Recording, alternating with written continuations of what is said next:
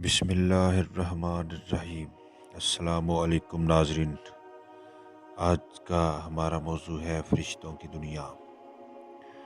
فرشتے اللہ تعالیٰ کی نورانی مخلوق ہیں جنہیں ان کی اصلی شکل و صورت میں دیکھنا انبیاء کرام علیہ الصلاۃ والسلام کے علاوہ کسی اور کے لیے ممکن نہیں۔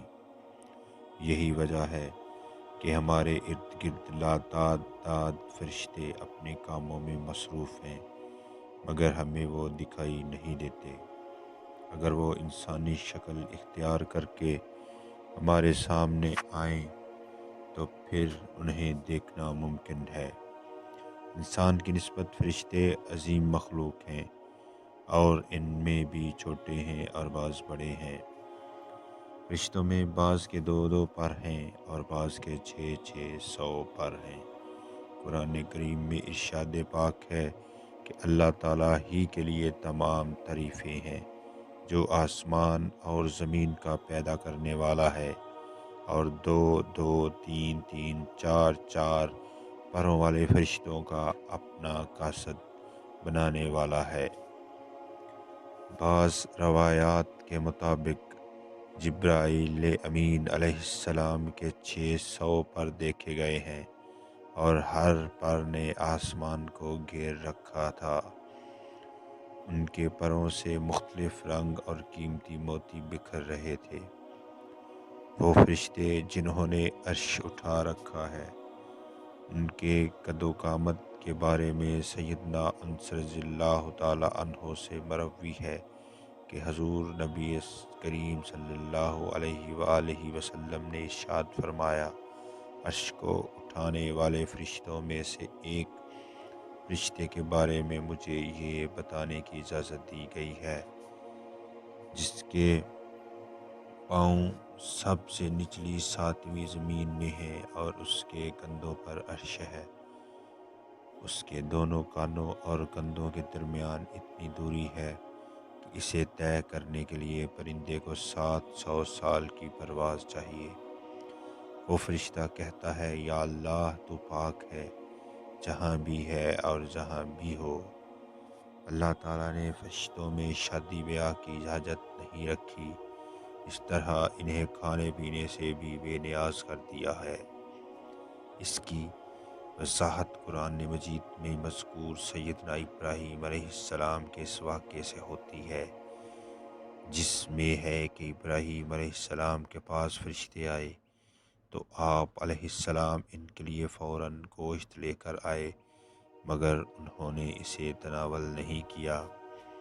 اللہ تعالیٰ نے فرشتوں کو بیماری، سستی، کاہلی، دکھ، تکلیف، تھکاوٹ اور اکتاہٹ وغیرہ سے محفوظ رکھا ہے۔ وہ دن رات فقط اللہ کی اطاعت میں اپنے کاموں میں مصروف رہتے ہیں۔ قرآن مجید میں بیان ہوا کہ آسمانوں اور زمین میں جو کچھ ہے اسی اللہ کا ہے، اور جتنے اس کے پاس فرشتے ہیں وہ اس کی عبادت سے نہ سرکشی کرتے ہیں اور نہ تھکتے ہیں۔ وہ دن رات اللہ کی تسبیح بیان کرتے ہیں اور ذرا سی بھی سستی نہیں کرتے۔ فرشتے تقریباً عام طور پر آسمانوں میں رہتے ہیں، جو صرف اللہ کے حکم سے مختلف کاموں کے لیے زمین پر اترتے ہیں اور پھر واپس آسمان پر چلے جاتے ہیں۔ قرآن مجید میں ایک اور مقام پر خود فرشتوں کی یہ بات مذکور ہے، ہم تیرے رب کے حکم کے بغیر نہیں اترتے۔ فرشتوں کی تعداد کتنی ہے اس کے بارے میں کوئی تفصیل نہیں ملتی، کیونکہ اللہ تعالیٰ کا فرمان ہے، تیرے رب کے لشکروں کو اس کے سوا اور کوئی نہیں جانتا۔ بعض احادیث سے معلوم ہوتا ہے کہ فرشتوں کی تعداد بہت زیادہ ہے، بلکہ اندازہ ہوتا ہے کہ انسانوں اور جنوں سے بھی ان کی تعداد زیادہ ہے۔ سیدنا ابو ذر رضی اللہ تعالی عنہ سے مروی ہے کہ اللہ کے رسول صلی اللہ علیہ وآلہ وسلم نے فرمایا، آسمانوں میں کہیں 4 انگلیاں جگہ بھی ایسی نہیں جہاں کوئی نہ کوئی فرشتہ سجدہ ریز نہ ہو۔ سیدنا عبداللہ بن مسعود رضی اللہ تعالیٰ عنہ سے مروی ہے کہ اللہ کے رسول صلی اللہ علیہ وآلہ وسلم نے فرمایا، قیامت کے روز جہنم کو اس حال میں لایا جائے گا کہ اس کی 70 لگامیں ہوں گی، اور ہر لگام کے ساتھ 70,000 فرشتے ہوں گے جو اسے کھینچ کر لا رہے ہوں گے۔ فرشتوں کی ایک اہم خاصیت یہ بھی ہے کہ وہ اللہ تعالیٰ کے حکم سے اپنی شکل و صورت کے علاوہ کوئی اور صورت بھی اختیار کر سکتے ہیں۔ یہ صورت کسی ایسے انسان کی بھی ہو سکتی ہے جسے دیکھنے والے پہچان لیں۔ انسانوں کے علاوہ کسی اور جاندار کی صورت اختیار کرنے کی فرشتوں کو طاقت ہے یا نہیں، اس کے بارے میں قرآن و سنت میں کوئی صراحت یا ذکر نہیں ملتا۔ البتہ ان کی انسانی شکل اختیار کرنے کے واقعات ضرور ملتے ہیں، جن سے یہ اندازہ ہوتا ہے کہ فرشتے اللہ تعالیٰ کے حکم سے دیگر شکلیں بھی اختیار کر سکتے ہیں۔ سیدنا ابراہیم علیہ السلام کے پاس فرشتے انسانی شکل میں آئے، اور ابراہیم علیہ السلام ان فرشتوں کو پہچان نہ پائے۔ پھر فرشتوں کے بتانے پر آپ علیہ السلام کو معلوم ہوا کہ یہ انسان نہیں بلکہ فرشتے ہیں۔ سیدہ مریم علیہ السلام کے پاس جبرائیل امین علیہ السلام انسانی شکل میں تشریف لائے تھے، اور جبرائیل امین علیہ السلام سوائے 2 مرتبہ کے ہر مرتبہ نبی کریم صلی اللہ علیہ وسلم کے پاس انسانی شکل میں تشریف لائے۔ اللہ تعالیٰ نے فرشتوں کو انسانوں اور جنوں سے کئی گنا زیادہ قوت و طاقت عطا کر رکھی ہے۔ حضور نبی پاک صلی اللہ علیہ وآلہ وسلم نے جب طائف کے مقام پر وہاں کے لوگوں کو سلام کی دعوت پیش کی تو آپ صلی اللہ علیہ وسلم پر وہاں کے لوگوں نے ظلم و جبر کی انتہا کر دی، اور حضور نبی کریم صلی اللہ علیہ وآلہ وسلم کو لہو لہان کر دیا۔ تو اس پر سیدنا جبرائیل امین علیہ السلام تشریف لائے۔ انہوں نے آواز دی اور کہا کہ اللہ تعالیٰ نے حضور نبی کریم صلی اللہ علیہ وآلہ وسلم کے بارے میں آپ کی قوم کی باتیں سن چکا ہے۔ جو انہوں نے آپ کے خلاف اقدام کیا وہ بھی دیکھ چکا ہے۔ آپ کے پاس اللہ تعالیٰ نے پہاڑوں کا فرشتہ بھیجا ہے۔ آپ ان لوگوں کے بارے میں جو چاہیں اس فرشتے کو حکم دیں۔ اس کے بعد پہاڑوں کا فرشتہ مخاطب ہوا۔ اس نے حضور نبی کریم صلی اللہ علیہ وآلہ وسلم کو سلام کیا، پھر عرض کی، اے اللہ کے رسول، جو آپ حکم دیں گے میں اس کی تعمیل کروں گا۔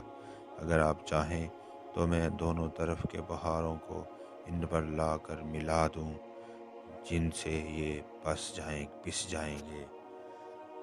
اس طرح جبرائیل امین علیہ السلام کی قوت و طاقت کے بارے میں قرآن مجید میں ہے۔ انہوں نے حضور نبی کریم صلی اللہ علیہ وسلم کو زبردست طاقت والے فرشتے نے سکھایا ہے جو زور آور ہے۔ فرشتے اپنے ہر کام میں نظم و ضبط کی پابندی کرتے ہیں، جس میں کسی قسم کی کمی بیشی یا سستی اور کاہلی وغیرہ کا مظاہرہ نہیں کرتے۔ جن فرشتوں کی جب اور جہاں ڈیوٹی شروع ہوتی ہے وہ اس وقت وہاں پہنچ جاتے ہیں اور اسے آسان طریقے سے سر انجام دیتے ہیں۔ جس طرح انسانوں کی پیدائش اور موت کے مختلف مراحل ہوتے ہیں، فرشتوں کے لیے یہ مراحل نہیں ہیں، یعنی دنیا میں نئے انسان پیدا ہوتے ہیں اور پہلے موجود انسان فوت ہوتے رہتے ہیں، لیکن اس کے برعکس جب اللہ تعالیٰ نے فرشتوں کو پیدا کیا ہے تب سے وہ زندہ ہیں، اور قیامت قائم ہونے تک جب تک اللہ پاک چاہیں گے وہ زندہ رہیں گے۔ تب تک اللہ تعالیٰ کی طرف سے انہیں جو ذمہ داریاں دی گئی ہیں انہیں آسان طریقے سے وہ پورا کرتے رہیں گے، لیکن جب قیامت آئے گی تو یہ فرشتے بھی موت سے دوچار ہوں گے۔ پھر ایک وقت ایسا آئے گا جب کائنات میں اللہ تعالیٰ کے علاوہ کوئی چیز زندہ نہ رہے گی۔ اسی صورتحال کو قرآن مجید میں اس طرح بیان کیا گیا ہے، زمین پر جو ہیں سب فنا ہونے والے ہیں، صرف تیرے رب کی ذات جو عظمت اور عزت والی ہے وہی باقی رہے گی۔ اس طرح ایک اور مقام پر ارشاد ہوا کہ ہر نفس کو مرنا ہے، ناظرین، اگر آپ کو یہ میری ویڈیو پسند آئی ہو تو برائے مہربانی میرے چینل کو لائک، شیئر اور سبسکرائب ضرور کر دیجیے گا تاکہ آئندہ ہر نئے آنے والی ویڈیو آپ تک پہنچ سکے۔ شکریہ، اللہ حافظ۔